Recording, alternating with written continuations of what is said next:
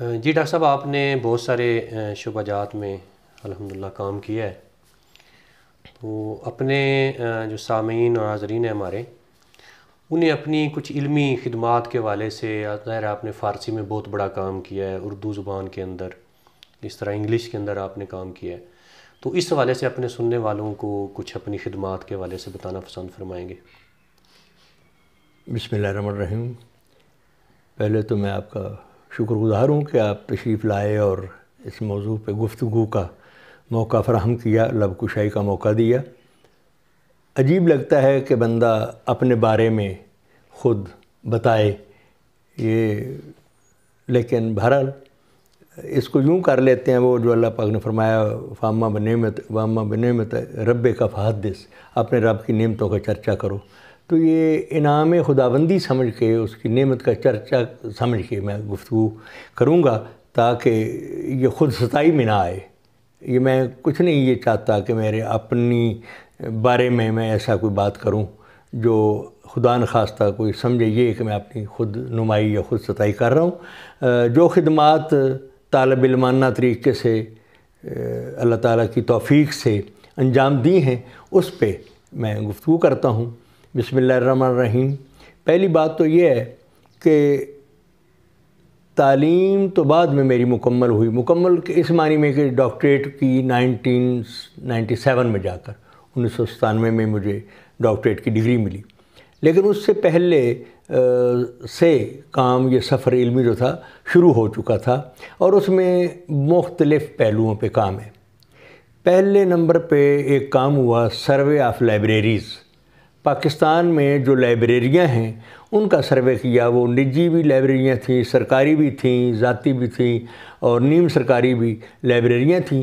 وہ ایسی لائبریریاں ہم ڈھونڈتے تھے جن میں مخطوطات ہوں، قلمی کتابیں، فارسی کی قلمی کتابیں موجود ہوں۔ وہ کتنی ہیں، کس کس موضوع کی ہیں، اور ان تفصیلات کو پورا ایک طرح سے اس کتاب خانے کا تعارف ہوتا تھا۔ تو پھر وہ ایک تو میرے استاد تھے ڈاکٹر محمد حسین تسبیحی، انہوں نے وہ ایک کتاب چھاپی جس کا نام تھا کتاب خانہ ہے پاکستان۔ اس کے علاوہ میں نے خود جو جمع کیے وہ اردو میں بھی، پھر وہ انگلش میں بھی ایک کتاب چھپی لائبریری آف پاکستان۔ تو اس میں یہ تھا کہ کتنی کتابیں ہیں، ان میں فارسی مخطوطات کتنے ہیں، کس کس موضوع کے ہیں، تو اس طرح تفسیر کے کتنے ہیں، حدیث کے، فقہ کے، مختلف موضوعات کے کتنے ہیں، یہ ایک تعارف تھا۔ تو یہ سروے آف لائبریریز تھا۔ پھر دوسرے مرحلے میں یہ ہوا کہ انہی لائبریریوں میں جو فارسی مخطوطات موجود تھے ان کا ہم نے ایک کیٹلاگ بنایا، فہرست بنائی، اور یہ ٹیم ورک تھا، اور بھی کچھ لوگ اس میں شامل تھے، کچھ پشاور میں تھے، کچھ پنڈی میں، پنجاب میں۔ میرا زیادہ تر کام جو تھا وہ سندھ میں تھا، البتہ لاہور بھی تھا، ملتان وغیرہ، لیکن زیادہ کام میرا سندھ کی لائبریریوں پر تھا۔ پیر صاحب پاگارہ کی لائبریری تھی، پھر خیر پور میں ایک اس وقت پیپلز ڈسٹرکٹ لائبریری ہوا کرتی تھی جو اب سچل لائبریری کے نام سے معروف ہے۔ اسی طرح پھر ہمدرد فاؤنڈیشن لائبریری تھی، اب وہ ہمدرد یونیورسٹی لائبریری ہو چکی ہے، کراچی یونیورسٹی۔ پھر اور لوگوں کے جو شخصی کتب خانے تھے، ڈاکٹر نواز علی شوق، ڈاکٹر عین بلوچ، تو وہ پھر نا ٹیم ورک تھا۔ اس کو ہمارے استاد تھے احمد منزوی، وہ اس کو ایڈٹ کرتے تھے اسلام آباد میں بیٹھ کے۔ پھر وہ بعد میں 14 جلدوں میں فہرست چھپی ہے، فہرست مشترک نسخہ ہے خطی فارسی پاکستان۔ ماشاءاللہ۔ اب آپ کو کوئی بھی قلمی کتاب، کسی بھی موضوع پہ آپ کام کر رہے ہیں، تو آپ کے موضوع سے متعلق کتاب پاکستان میں کہاں کہاں کس کس لائبریری میں ہے، اس کے صفحے کتنے ہیں، اور اس کا مصنف کون ہے، کس سن میں تصنیف ہوئی ہے، وہ ساری تفصیل جو ہے نا ڈیٹیلڈ اس میں مل جاتی ہے، 14 جلدوں میں 14 جلدوں میں موجود ہے۔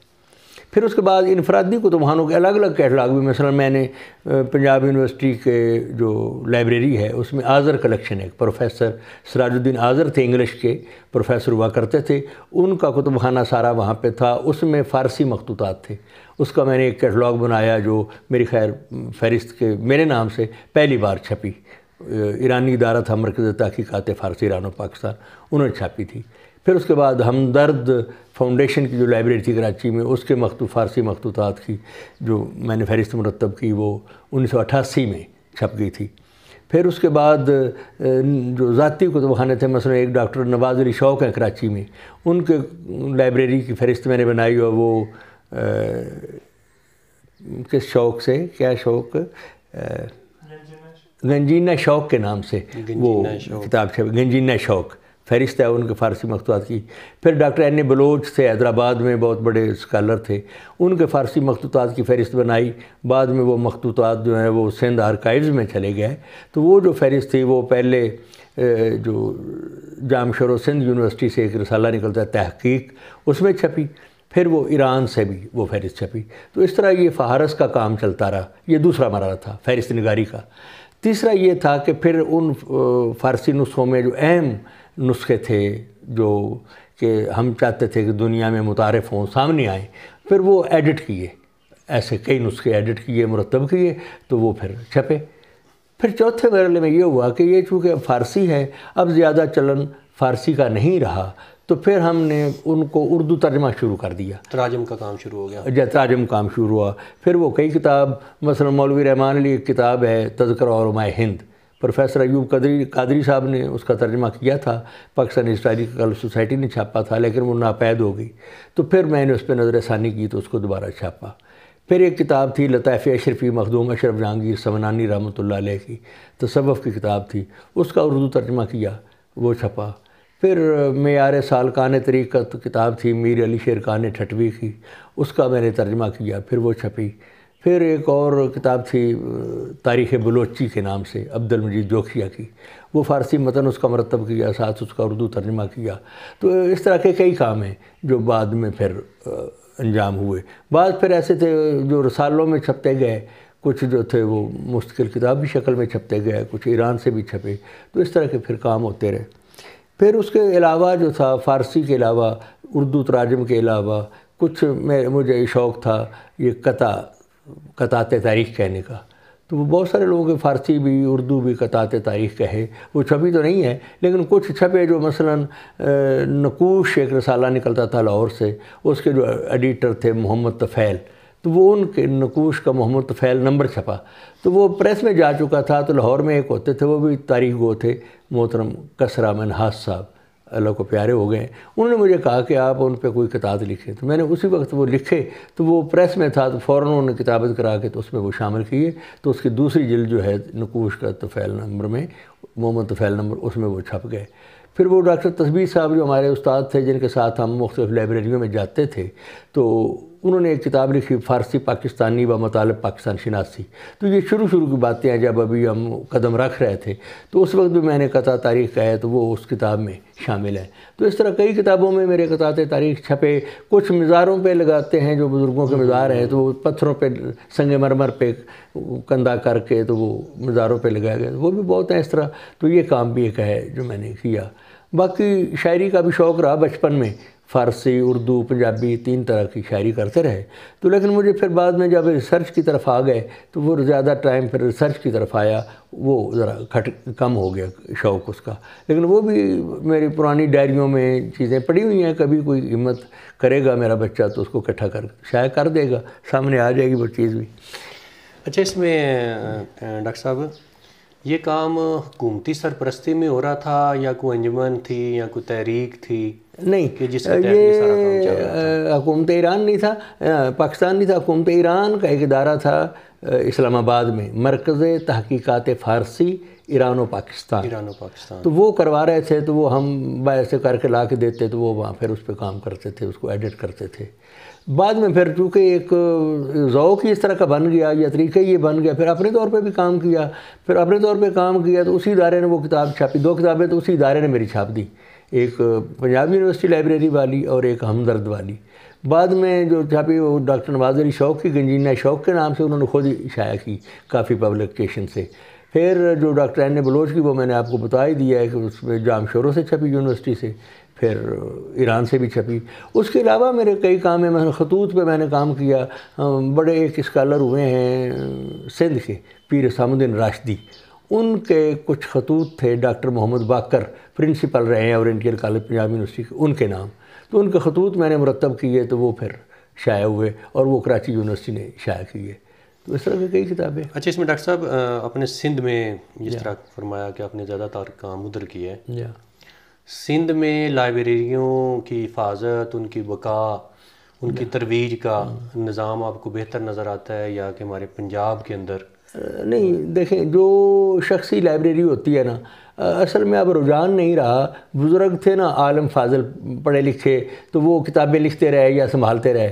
اب بچے جو ہیں وہ فارسی کا چلن نہیں رہا، عربی نہیں پڑھتے، تو وہ ایسے ہی رکھی ہوئی ہیں گٹھڑیوں میں باندھ کے یا صندوقوں میں، ان کو اتنا نہیں. لیکن پھر بھی کچھ کتب خانے ایسے ہیں جن کی قدردانی ہے. مثلا پیر صاحب پگارا کی لائبریری بہت اعلیٰ ہے. پھر انہی کے ایک بھائی ہیں جھنڈے والے، پیر جھنڈوں والے، ان کا بھی لائبریری ہے، وہ بڑی اچھی انہوں نے سنبھالی ہوئی ہے.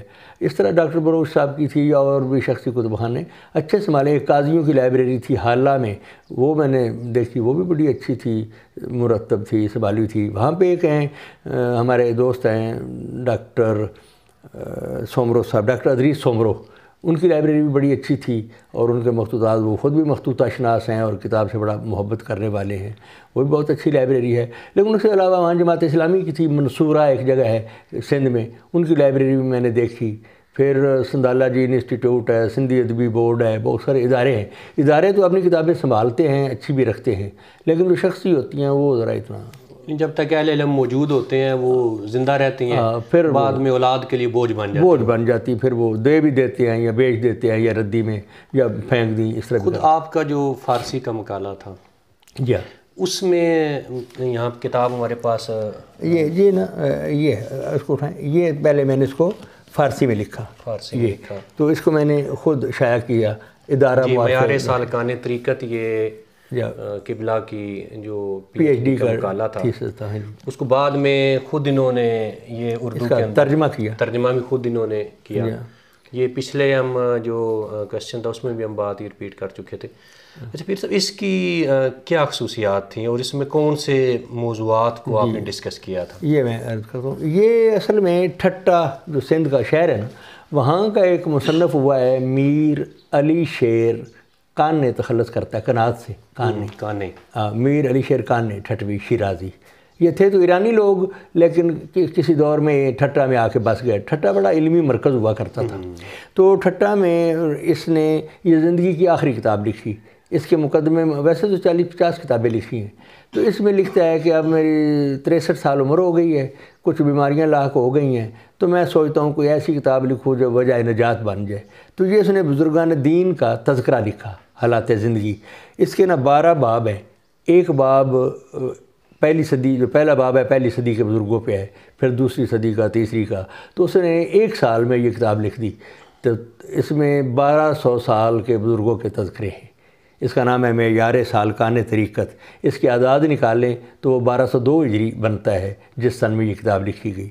پھر میں نے اس کو پی ایچ ڈی کا موضوع بنایا، اس پہ حواشی، تعلیقات، اس کو مرتب کیا، مقدمہ لکھا.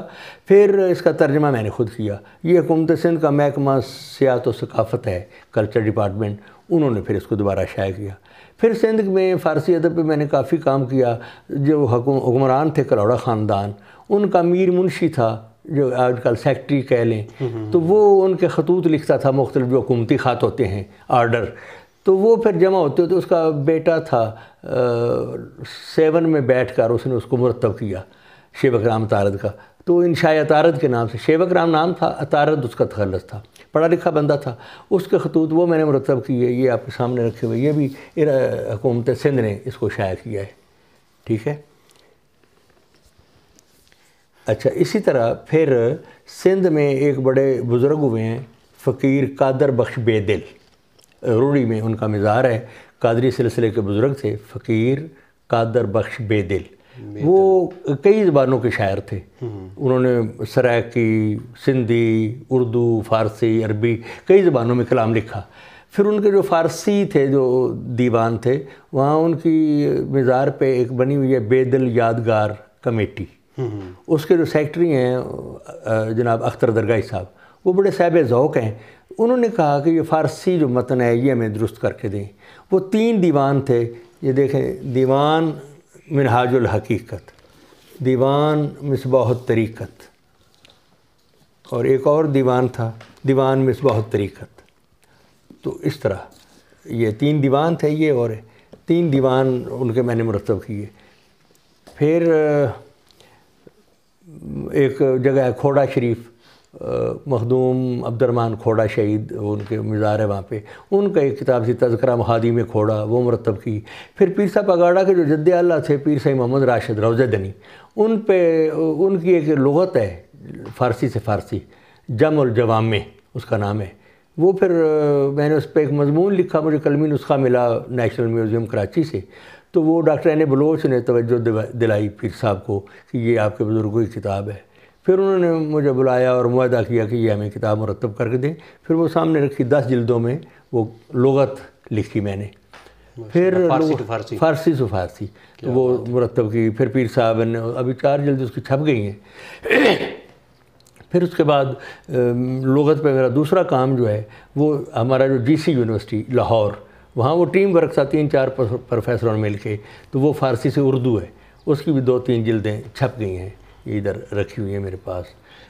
اس طرح کے کئی کام جو ہیں وہ مشترکہ جدوجہد میں تھے، مل کے کو آتھر کے طور پہ، کچھ انفرادی، کچھ اجتماعی، بس ساری زندگی لکھنے لکھانے میں گزر گئی۔ اللہ کا شکر ہے کہ چلو شکر کرتے ہیں کہ زندگی کسی کام میں اور علمی کام میں گزاری ہے، اللہ کا بڑا احسان ہے۔ ماشاء اللہ۔